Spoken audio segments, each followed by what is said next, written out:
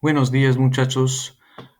Tengo aquí un documento que se llama Preguntas del boleto de salida. So these are questions from the exit ticket from yesterday that I wanted to go over quickly.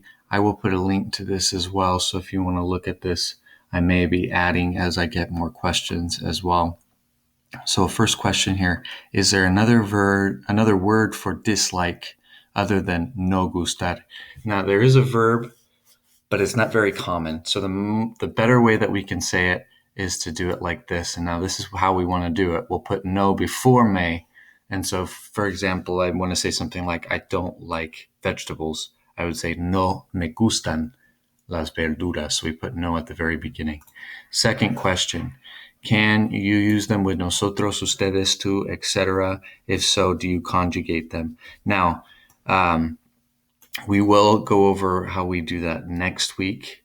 For this week, we want to just get the pattern down so we can feel pretty comfortable with it. We can use them with different forms as well. So that includes talking about something that they like and he likes and we like, etc.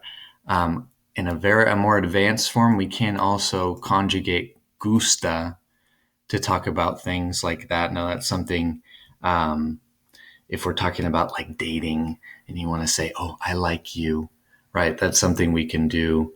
That's a little more advanced, but we might say something like me gustas if we wanted to say something like that. So we can conjugate gustar to talk about people.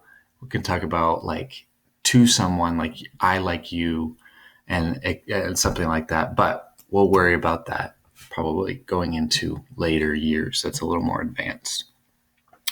The next question, do we need to use infinitives? The answer is no, right? We're only using infinitives if we're talking about an action. So for example, we might say something like, me gusta correr. Okay, so that's an action. I like to run.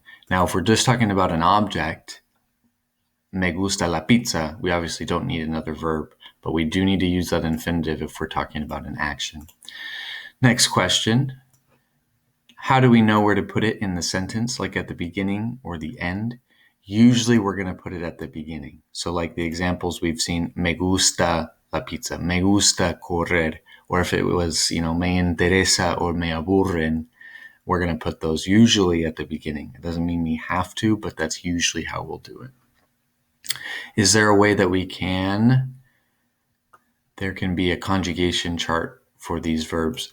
Again, kind of going back to what we said before with the conjugating. Yes, but for now we want to worry about just singular and plural. All of these are regular verbs, and so that's going to make it really easy for conjugating.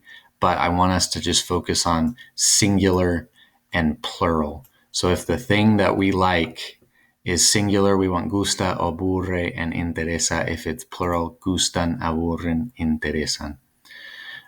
Next question. In the video, there were words like nos, os, le, and les. Will we learn these? Yes. We'll make sure we get those down next week. So you can pretty much guess which ones these go with. Nos would go nosotros. Os would go with vosotros. These would be how we identify whether we're talking about another person, and it's le for singular and les for plural. We'll go over these next week once we feel pretty comfortable with the pattern for the verbs themselves. Next question, will they fall under the boot category? No, these are regular verbs as we saw up here. Is there more informal, formal way of saying these? Not really. This is pretty much how we say it. There isn't a formal way, and this isn't informal at all. And so this is just how we'll do it, whether we're in a formal or informal setting. Next question, why do we use me instead of yo? Okay, this is getting into a little bit more detail on why we're doing this. Okay, and this will be our last question for now. If I add more questions, you can see the document later.